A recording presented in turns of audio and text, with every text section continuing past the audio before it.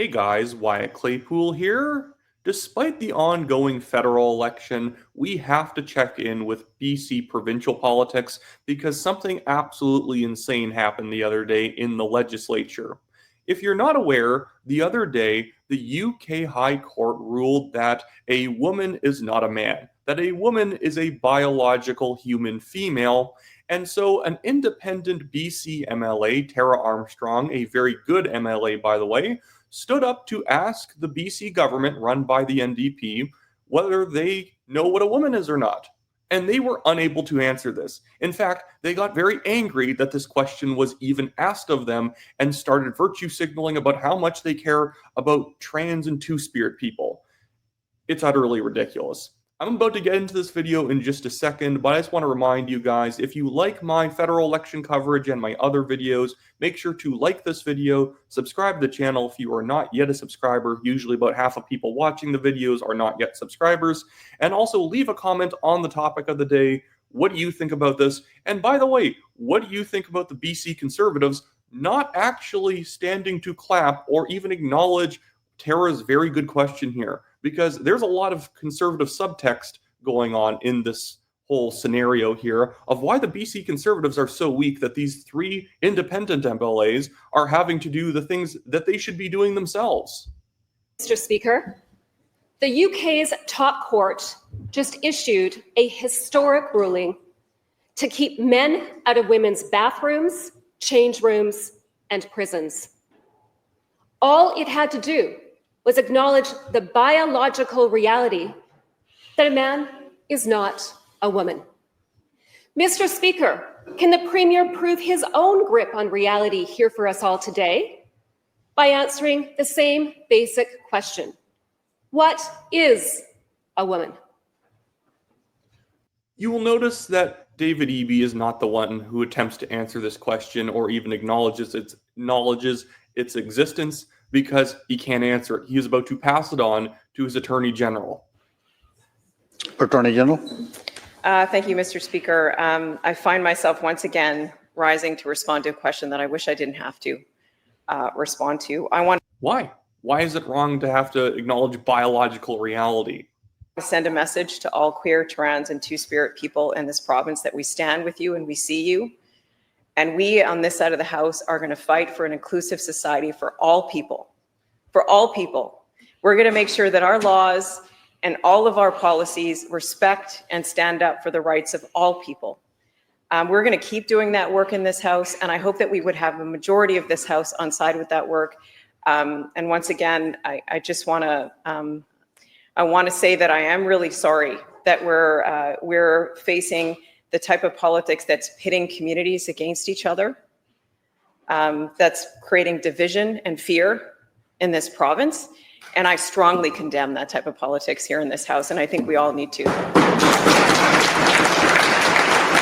Of course, the NDP claps for that. I would hope that somebody would be going around, especially in Surrey, and knocking on the doors of anyone who voted for the NDP, especially from the South Asian community, and let them know that your MLA just clapped in favor of someone who was unwilling to acknowledge that women are women and that they should have their own private spaces in society, like change rooms, like prisons, like crisis shelters, which BC at times have been so insane that there used to be a women's only crisis shelter for people who are like domestic abuse victims that was shut down because they wouldn't let men into it, men pretending to be women. These people lack all moral logic, and saying that Tara Armstrong is trying to pit communities against each other is a complete farce. No, in fact, Tara Armstrong wants you to respect women, respect their spaces, and acknowledge biological reality. If that is discriminatory, if that is nasty, if that is divisive, I think the problem is with you and your perception of reality rather than what Tara said.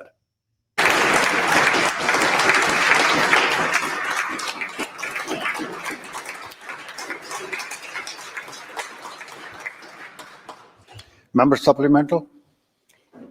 The member may deflect on what a woman is, but perhaps will rise to answer my next question about a man, a psychologist who reportedly works for the Ministry of Children and Families, This individual bragged about transitioning 1,000 children, half of whom were in government care, and some as young as a mere 3 years old. The same person is on record coaching kids to threaten suicide to access harmful and irreversible gender transition procedures. By the way, what she's saying here is not some conspiracy theory. This is something that actually happened, that this doctor has publicly celebrated, and there's a lot of exposés on how insane this person is, and yes, they are still employed. So my next question is actually very simple. It really is just a yes or a no answer. Will this premier finally ban the brainwashing, sterilization, and mutilation of our precious children by these so-called medical professionals? Attorney General. Thank you, Mr. Speaker. There can be no simple yes or no to the type of hate that was just raised in this House right now. The type of hate that seeks to deny an identity of people. Identity of 3-year-olds being transitioned? Really? I'm going to go back to her and just say, but really, it is a fundamental identity of a 3-year-old that they are not the sex they were born as. They are, in fact, a different thing, and they need to be transitioned by some insane activist doctor.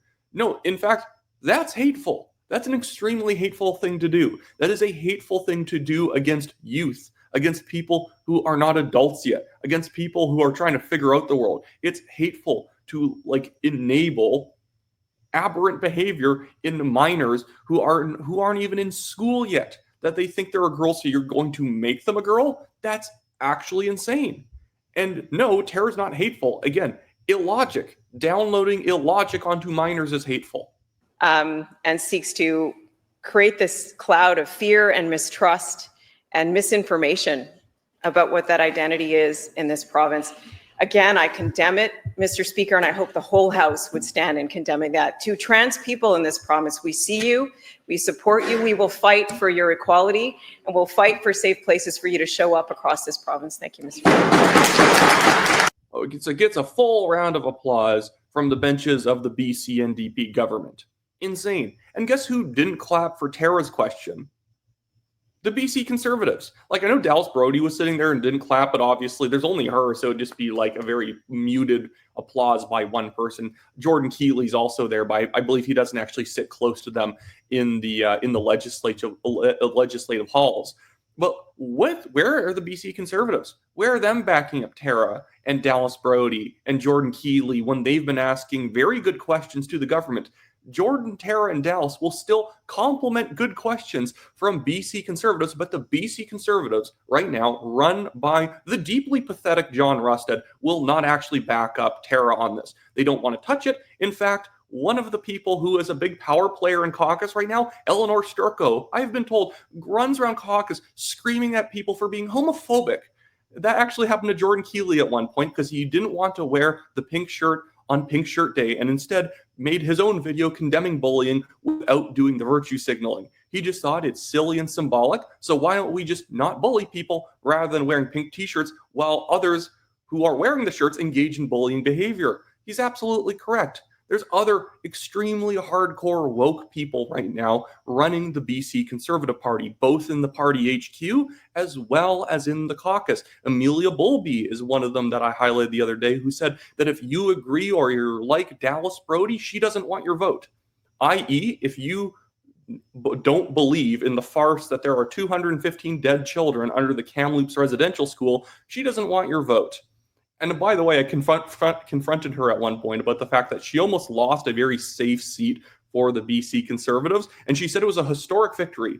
She won Penticton Summerlands by only 1.5%, a riding that the BC Liberals, who were effectively the center-to-center right, they're a very wide-ranging center-left to center-right option, but conservative people would vote for the BC Liberals. Even in 2020, where the BC Liberals got wiped out, they still won that riding by 10 points, and she barely won it this last election because she's an unpleasant, woke individual. That is why. There are people like Peter Millibar, who in fact the other day helped kill Dallas Brody's private members bill to cut taxes and regulations heavily.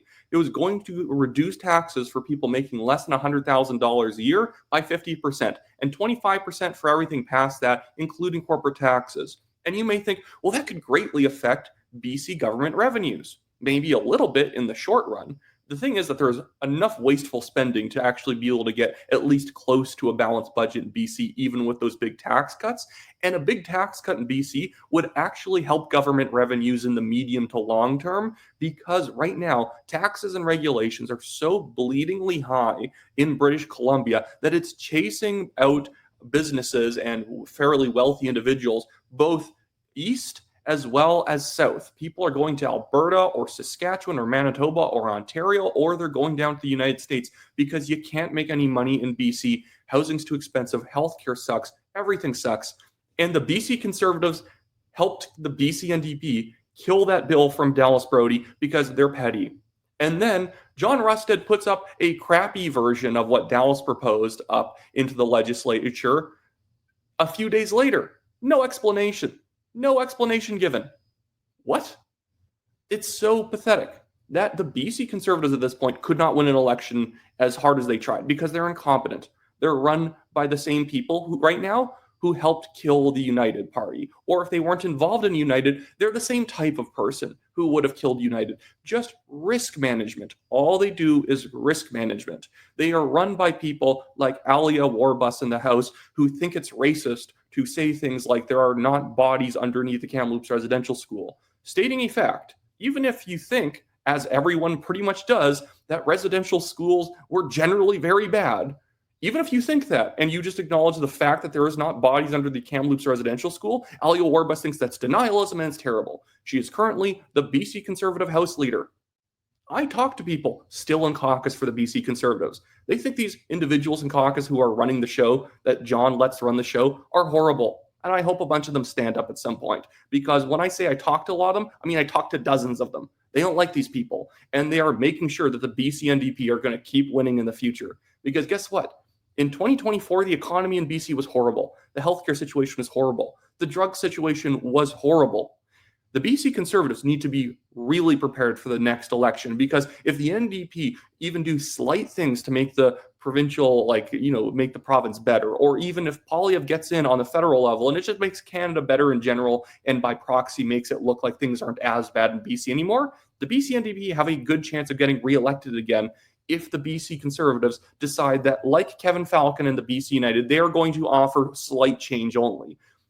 At the BC Conservative AGM, this is turning into a rant about BC Conservative politics, there was a panel at the AGM where two of the MLAs said that, see, the problem right now with the BC government is that they're just not efficient enough with the spending.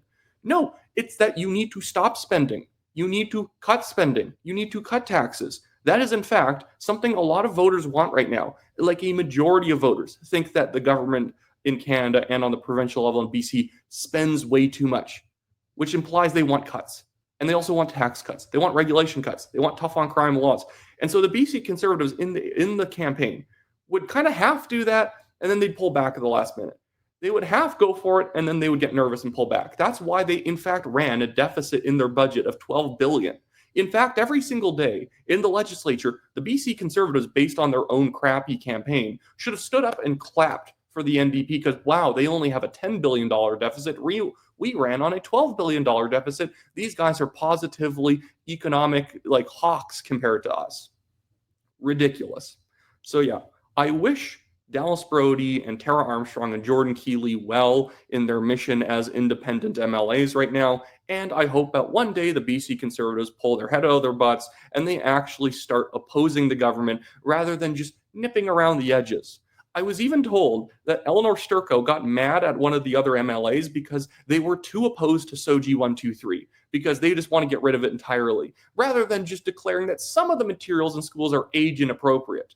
No, all of the materials are completely sexually inappropriate for anybody to witness. It's all gross crap that nobody should be exposed to, not just people under the age of 12. Anyone, nobody should be reading this crap that's in the SOGI curriculum.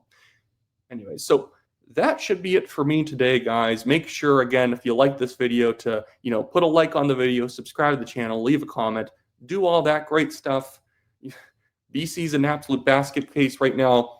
the BC Conservatives are still better than United. But the problem is if you're only going to be 10% better than United was, and United was only probably going to be 10% better than the BC NDP were, the problem is it makes it difficult to win an election. I am actually trying to help save BC right now by criticizing the BC Conservatives, because voters only show up when there's significant change on the ballot. This is why O'Toole did not win in 2021. This is why Andrew Scheer did not win in 2019. And in fact, that's actually why Trudeau won in 2015. Trudeau, as crappy of a prime minister as he was, he actually did run on massive change. The change was all bad, but running on massive change helps. If the BC Conservatives insist, now that they have gotten a fairly large caucus into the legislature, to kind of fall back in on themselves and just run on mild change, you're just going to keep losing and throwing elections back over to the BC NDP. Now, if the children in HQ, in the BC Conservatives, would stop overpaying themselves for 5 seconds and actually figure out what voters want, they might actually be able to win an election. But instead, they're too busy cutting themselves 6-figure bonus checks and then just making sure to staff up HQ with sycophants who don't like thinking. So anyways, that should be it for me today, guys. See you later.